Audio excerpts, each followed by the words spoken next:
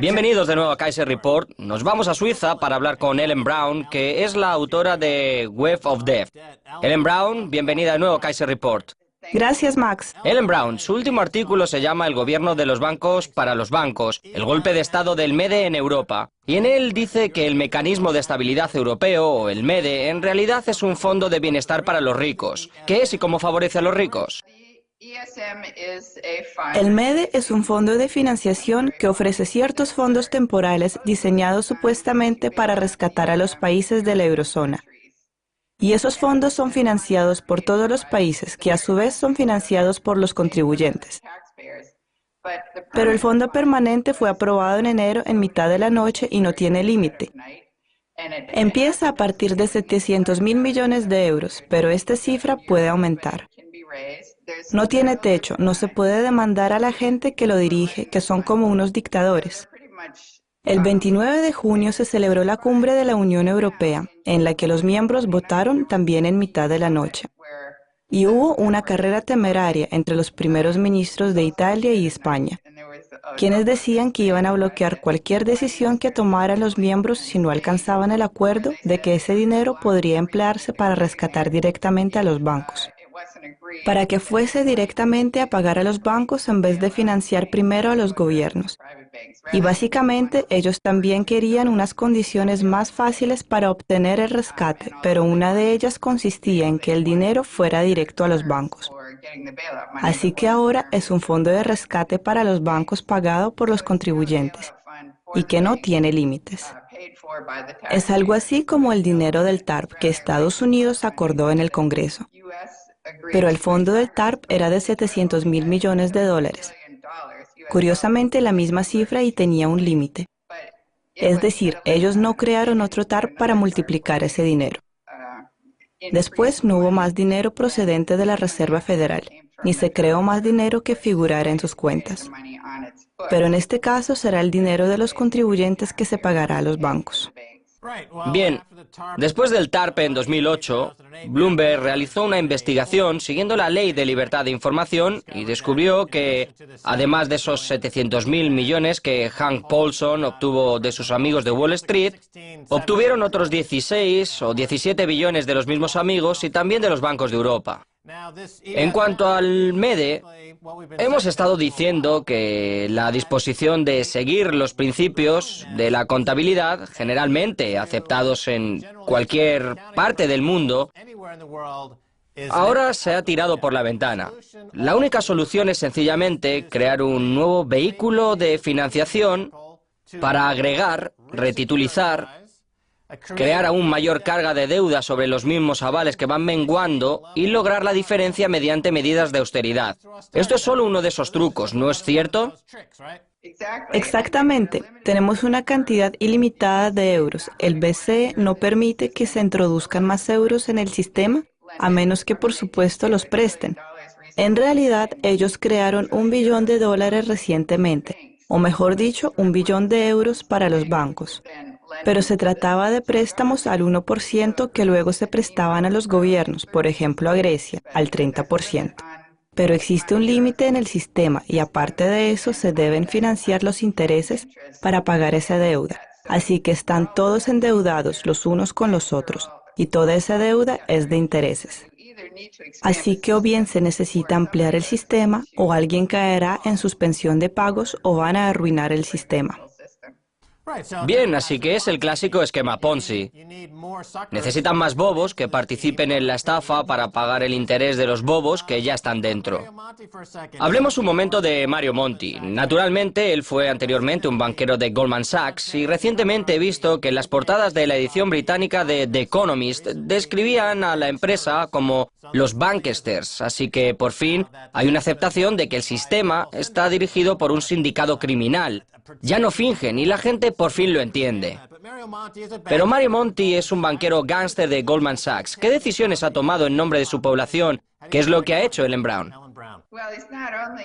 Bueno, no solo procede de Goldman Sachs, sino que también es un líder del Club Bilderberg y de la Comisión Trilateral. Así que tiene en marcha todas sus motivaciones. Él ha sido el primer ministro de Italia. que extendió la cumbre de la Unión Europea y dijo que si no acordaban el rescate de los bancos directamente, iban a bloquearlo todo. Así que él obviamente trabaja para los bancos y básicamente el único objetivo de Bilderberg y de la Comisión Trilateral es un gobierno mundial y una divisa mundial. Y la única forma de conseguirlo, según ellos, es mediante algún tipo de crisis externa, una amenaza externa para que todo el mundo esté de acuerdo. Y la amenaza externa, en este caso, es una deuda gigantesca que causa que los gobiernos gasten muchísimo dinero. Pero de hecho, los gobiernos estaban haciendo lo correcto hasta que llegó la crisis bancaria. Así que en realidad los responsables son los banqueros. De acuerdo, hablemos de eso un momento, porque el MEDE es una institución paneuropea para el préstamo, una instalación bancaria para el préstamo, y le quita la soberanía a los países implicados. En cuanto al Banco de la Reserva Federal, vemos que tiene un gran apetito por los intercambios de divisas con los bancos europeos, sobre todo con las tremendas negociaciones que se están celebrando. Y del Banco de Inglaterra hemos sabido que están implicados junto con Barclays en la manipulación de las tasas de interés, así que corríjame si me equivoco, pero ¿es este el siguiente paso hacia la centralización mundial del caos de la divisa fraccionaria? La Unión Europea, Estados Unidos y el Reino Unido han decidido que van a crear una nueva institución de crédito con un nuevo acrónimo para retitulizar toda esa deuda una vez más, ofrecer nuevamente unas tasas del interés al 0% y dirigirse una vez más a la centralización, que es hacia donde nos dirigimos, como usted ha señalado. Será una especie de divisa mundial, un Fed mundial, un Banco Mundial de Reserva. ¿Es este el siguiente paso? Parece que ese es el objetivo de Bilderberg y de la Comisión Trilateral. Pero no creo que puedan llevarlo a cabo. No van a mantener la Unión Europea unida al paso que van. Así que creo que el asunto de la eurozona es una clara muestra de que esto no funciona.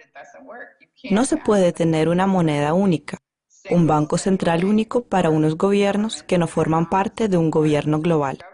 Se necesitaría un solo gobierno político que pudiera encargarse de todo esto y tomar decisiones para toda la comunidad, como en Estados Unidos, donde si hay una inundación en Luisiana, a los demás no les importa aportar algo de dinero, porque los consideramos parte de nosotros.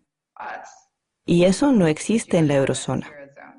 Pero el mercado no refleja esa discordia. El euro todavía es fuerte, todavía comercia con mucha fuerza, comparando con lo que había al principio. Así que el propio mercado, los operadores del mercado, no están descontando la posibilidad de una ruptura.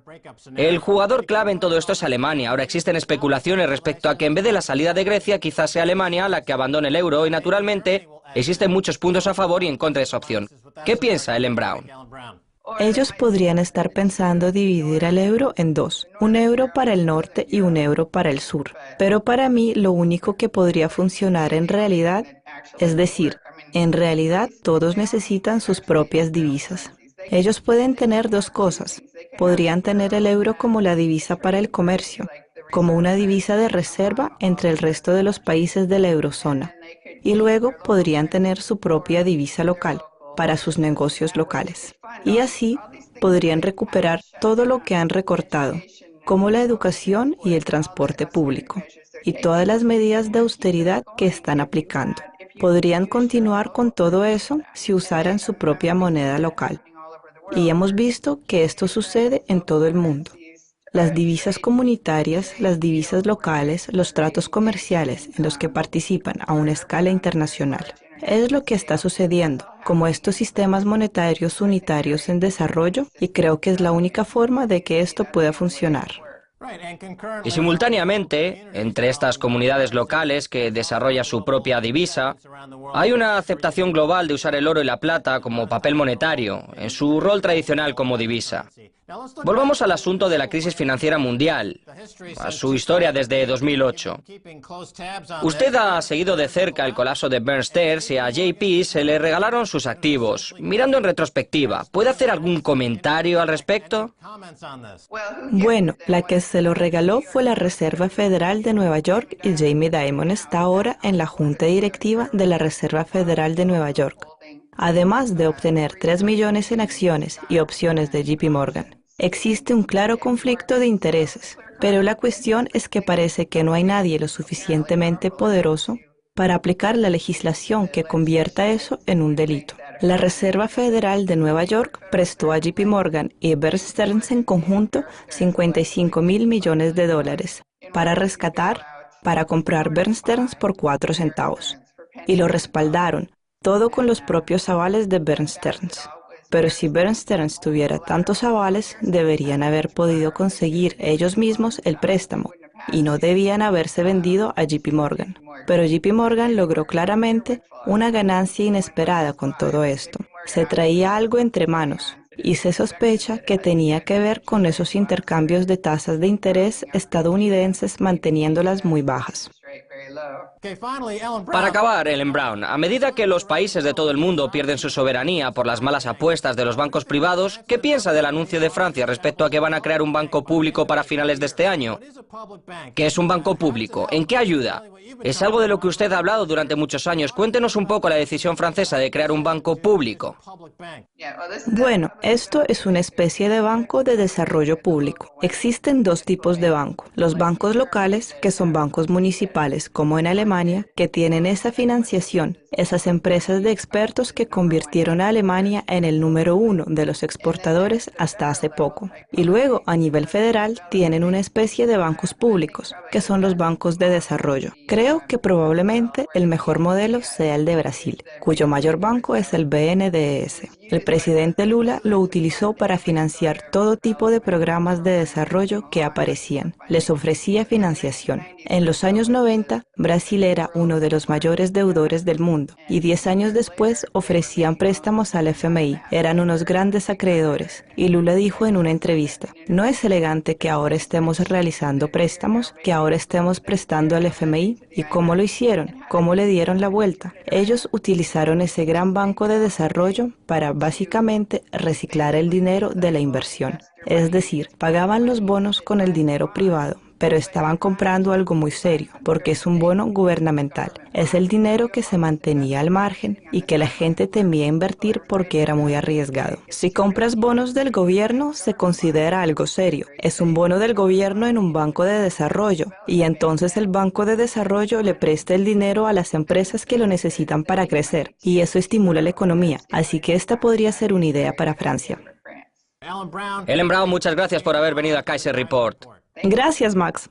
Bien, eso es todo por esta edición de Kaiser Report conmigo, Max Kaiser y Stacey Herbert. Quiero dar las gracias a mi invitada, Ellen Brown, autora de la página web of Dev. Si desea enviarme un email, hágalo por favor a kaiserreport@rttv.ru. Hasta la próxima, Max Kaiser les dice adiós.